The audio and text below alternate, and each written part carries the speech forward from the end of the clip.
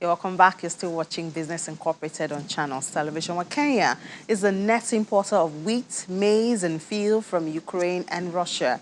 In 2020, Kenya exported goods and services worth over 8 million Kenyan shillings to Russia.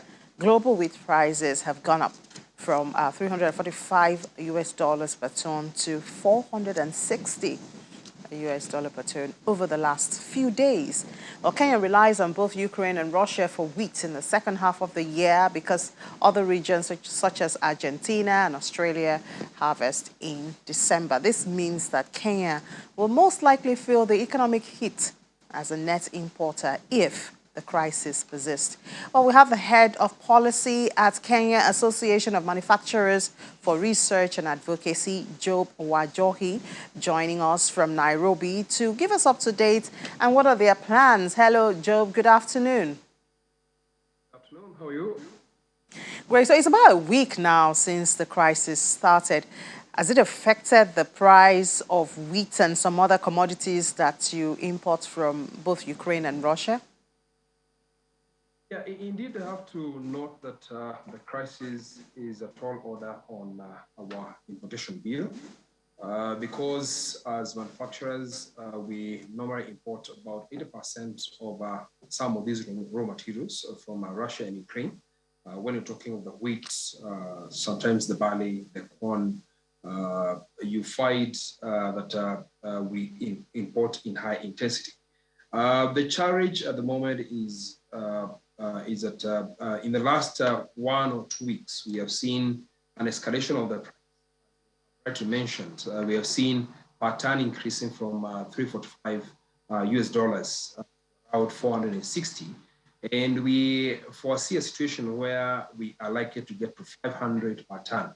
And for the landed costs in Nairobi, about 550. This will have serious ramification on the household items like now the bread. When talk of anything that is made of wheat. So already because whatever we have imported is coming at around US dollars 460 per ton is at a now production. The products thereof, the finished products thereof, are the one which are going to hit the shelf with a higher price. So it's a tall order on the not only on the manufacturing sector in Kenya, but also on the retail sector and also on the household. Yeah, it would be nice to know how easy it is for manufacturers to pass on this price to the consumers because, I mean, at the end of the day, the consumers pay for it. Generally, as a manufacturing hub, because we're operating at a globalized system, we try as much as possible to operate at a low margins so that we are price competitive. So there is only this extent that we can increase the price at.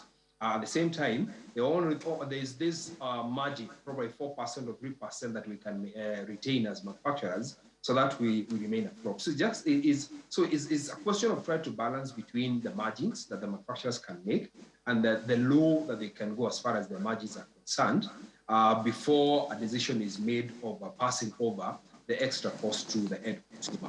At the moment, we are advising the manufacturers to try as much as possible not to increase the price because there are various other externalities that we're facing at the moment. Like now, the exchange rate between the hard currencies and Kenya shilling is highly affected.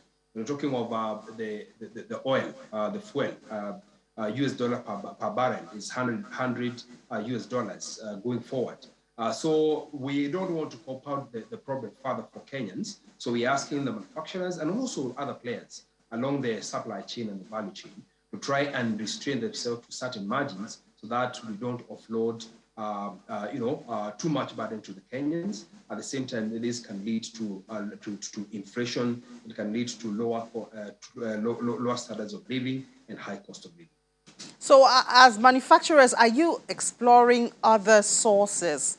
I mean, if this crisis persists, that means your supply from Ukraine and Russia may maybe just be closed. So are you already exploring other sources of supply? Of course, yes. You have already mentioned that like now Argentina and Australia, the harvest comes in December. In December, yeah. So harvest is in the high seas. We are raising costs to them. Whatever they are holding back as their as their buffer stock, they can offload. We have seen a country like Algeria promising the European countries that they're going to send more gas to Europe if at all the gas supply from Russia is to be cut. Subsequently, is the same ask that you're having now to our traditional suppliers from Australia, from Argentina, to increase the much that they offload to the country. Besides that, we have other short-term measures that we're exploring within the country. There is local production of the wheat that happens. About 60% we depend on wheat that is locally produced. So we are really getting to our farmers as much as possible and promising them better prices so that the wheat is not exported outside the country, but is meant for local production. So those are some of the measures that you're taking into place. But again, when we have such a crisis, it exposes to various value chain gaps. For instance, when we have 66% local sourcing of the wheat, why are we not doing at 90% or 95%? So there is a call to the government to ensure that in a medium term and also in long term, we are ramping up production or wheat farming in the country so that we are not disrupted by the externalities or by the global issues that might come up now and then. Yeah, well, who knows, Joe? This might just be one motivation to look inwards, and you'll be surprised that you can actually provide for yourself at the end of the day. Well, thank you so much, Joe Wajohi, Head of Policy at Kenya Association of Manufacturers. Thank you for bringing us up to date on that. Thank you so much.